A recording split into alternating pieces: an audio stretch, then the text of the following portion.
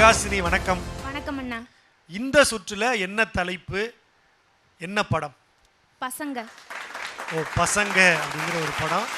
இந்த சின்ன பசங்க தமிழை அடுத்த கட்டத்துக்கு கொண்டு போகிறாங்க அப்படின்னு இந்த நிகழ்ச்சியை பார்க்குற நேயர்களுக்கு தெரியும். இந்த பசங்கங்கிற உரை மெகாசினியை அடுத்தடுத்த சுற்றுகளுக்கு கொண்டு போகணும் அப்படின்னு வாழ்த்தி சிறப்பாக பேசுங்க. நன்றி அண்ணா.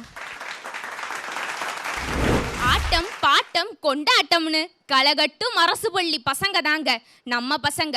பசங்க திரைப்படத்தின் காட்சிகளை சாட்சிகளாக்கி என் மனசாட்சியில் திரையிட்டதை மகிழ்வோடு உங்களுடன் பகிர்ந்து கொள்கிறேன். முதல் நாள் வகுப்பிலேயே தன் பெயரை அன்புக்கரசு IAS என அறிமுகம் செய்கிறான் கதாநாயகன். தான் பின்னாளில் வாங்க போற பட்டத்தையே வாங்கிய பட்டமாக எண்ணி தன் பெயரின் பின்பு இணைத்திருப்பது அருமை. அதைவிட சிறப்பு, அருமையின் பெருமையை அறிந்த ஒவ்வொரு மாணவர்களும் தங்களின் பெயரோடு வாங்க போற பட்டத்தையே இணைத்துக் கொள்கிறார்கள். உனக்கும் எனக்கும் கூட்டு நாட்டு ஆகாதுன்னு அன்புக்கரசின் மேல் வரும் பொறாமையால் பொங்கி எழுகிறான் ஜீவா. பொறாமை அன்பை வெல்ல முடியுமா? போட்டியை படிப்பில் காட்ட நினைக்கின்றான். அதிகாலையில் எழுந்து படிக்கின்றான். அப்பாவின் அன்பை பெறுகின்றான். மகனின் நல்ல மாற்றத்தை கண்டு மகிழ்ந்து மகனுக்காக தனது புகைப்பிடிக்கும் பழக்கத்தையே விட்டு விடுகிறார் ஜீவாவின் தந்தை. அன்புள்ள அப்பாக்களே, புகைப்பிடித்தல் உடலுக்கு கேடு, குடியை கெடுக்கும், விட்டொழியுங்கள் பிள்ளைகளுக்காக. நண்பன் ஜீவாவை உசுப்பேத்தி ரணகலமாக்கும் பக்கடா கதாபாத்திரம். பலரோட பண்புகளை பக்குவப்படுத்த வேண்டிய பாத்திரம். தவழ்ந்து பள்ளிக்கு செல்லும் மாற்றுத்திறனாளி மாணவனை மற்ற மாணவர்கள் தூக்கி செல்லும் காட்சி மனிதநேயத்தின் உச்ச காட்சி. அன்புக்கரசின் அப்பாவும் அம்மாவும் அடிக்கடி போட்டுக்கொள்ளும் சண்டையால் அழுது புலமும் அண்ணனும் தங்கச்சியும் வீட்டு பாடங்களை செய்யாமலேயே பள்ளிக்கு செல்கிறார்கள். படிக்கும் மாணவர்களின் வாழ்க்கை பாழாகிறது என வேதனைப்படுகிறார் வாத்தியார். அன்புக்கரசின் அப்பாவோடு அக்கறையோடு போய் பேசுகிறார். ஒரு கட்டத்தில் இனி எப்பொழுதும் சண்டையிட்டு கொள்ள போவதில்லை என அன்புக்கரசின் அப்பாவும் அம்மாவும் முடிவெடுக்கிறார்கள். அன்புக்கரசின் வீட்டில் ஆனந்த காற்று வீசியது. ராத்திரி போட்டுக்கொள்ளும் சண்டையால் விடியலே வராத வீடுகள்தான் எத்தனை எத்தனை. கேலி கூத்தாய் கேள்விக்குறியாய் போவது குழந்தைகளின் எதிர்காலம் அல்லவா?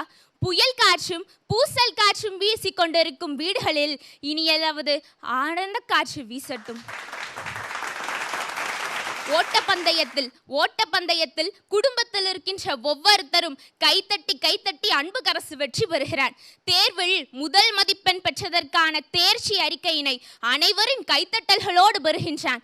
ஒரு கட்டத்தில் அறுவை சிகிச்சை பிரிவில் இருக்கும் அன்புக்கரசு அனைவரின் கைத்தட்டல்களாலும் ஜீவாவின் கைத்தட்டலாலும் மறு உயிர் பெற்று வருவது காண்போரை மெய்சிலிர்க்க வைக்கிறது.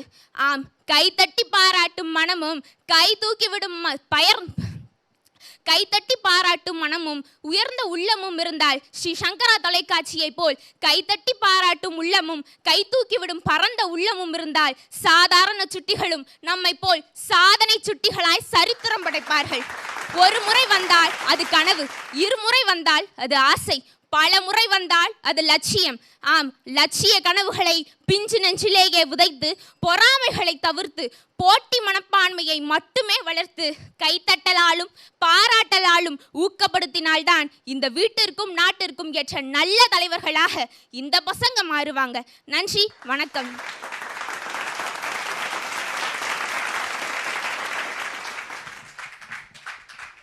ஒரு நல்ல உரையை மெகாசினி இந்த மன்றத்தில் வழங்கி இருக்கிறாங்க. சின்ன சின்ன குழந்தை நட்சத்திரங்களை வச்சு குழந்தைகள் விரும்பக்கூடிய ஒரு நல்ல படமாக பசங்க படம் அப்படிங்கிற படம் அமைஞ்சது. அந்த படம் சமூகத்துக்கு இவ்வளவு பாடங்களை சொல்லியிருக்கு அப்படின்னு மெகாசினி தன் உரையின் மூலமாக சொல்லியிருக்கிறாங்க.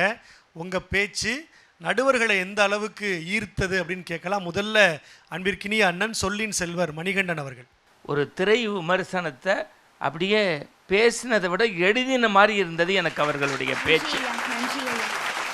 இடையில ஒரு சில இடங்களில் ஒரு சின்ன பிசிறு பேனால திடீர்னு இங்கு தீந்து போய் தெளிச்சிட்டு எழுதுகிற மாதிரி அப்படி விட்டு திருப்பி ஸ்டார்ட் பண்ணிங்க.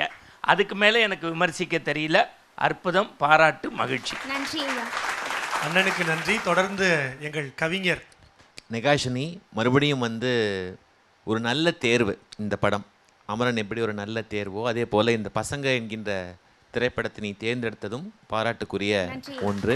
உன்னுடைய பேச்சு முழுக்க உன்னுடைய அந்த உடல் மொழி, அந்த ஒரு சிரித்த முகம், அந்த ஒரு துணிச்சலான என்ன சொல்கிறது, ஒரு பார்வை, அது வந்து எனக்கு ரொம்ப பிடித்திருந்தது. அது ஒரு நல்ல முன்னேற்றமாக நான் பார்க்கிறேன் உன்னுடைய பேச்சில். சரளமான நடை, அதில் எந்த ஒரு மாற்று கருத்தும் இல்லை. இன்னும் கொஞ்சம் உன்னுடைய வேகத்தை குறைத்தால் நன்றாக இருக்கும். உன்னுடைய பேச்சு இன்னும் சிறப்பாக இருக்கும். அந்த ஒரு பதற்றத்தில், ஒரு பரபரப்பில் நம்ம நினைத்ததையெல்லாம் ஞாபகத்தில் இருப்பதையெல்லாம் கொட்டிவிடணும் அப்படிங்கிற ஒரு உந்துதலில் அப்படி பேசுகிறேன்னு நினைக்கிறேன். பரவாயில்லை, இதை ஒரு படிப்பினையாக எடுத்துக்கொண்டு அந்த வேகத்தை குறைத்தால் இன்னும் உன்னுடைய சொற்களினுடைய அந்த அர்த்தமும் ஆழமும் நன்கு மக்கள் மத்தியில் புலப்படும். இந்த மாதிரி திரைப்படங்கள் வந்து என்ன பாதிப்பை உனக்குள் ஏற்படுத்தின, நீ என்ன கற்றுக்கொண்டாய் என்று பேசும்போது காட்சி விவரிப்புகள் இருக்கலாம், அதை பார்த்து கொள்ளணும். நீ ரொம்பவும் போயிடக்கூடாது, சுத்தமாக ஒதுக்கவும் கூடாது. அந்த ஒரு நல்ல ஒரு நிகர்நிலை, ஒரு பேலன்ஸ் இருக்கணும். இந்த மாதிரி படங்களை பற்றி பேசும்போது அது ஒரு விமர்சனம் மாதிரி இருக்கக்கூடாது. விமர்சனம் குறைவாக செய்துவிட்டு நான் இதிலிருந்து என்ன பெற்றுக்கொண்டேன், இந்த காட்சி நல்லா இருந்தது, இந்த காட்சி எனக்குள் இப்படி என்னை மாற்றியது, அப்படி சொல்லிட்டு போனால் இன்னும் சிறக்கும் உன்னுடைய உரை. நன்றி. நன்றி ஐயா. நல்ல மதிப்புரைகளை நடுவர்கள் வழங்கி இருக்கிறாங்க. ஒரு சிறப்பான உரையை வழங்கியிருக்கிற நெகாசினிக்கு மீண்டும் ஒரு முறை உற்சாகமான கைத்தட்டல்கள், பாராட்டுக்கள்.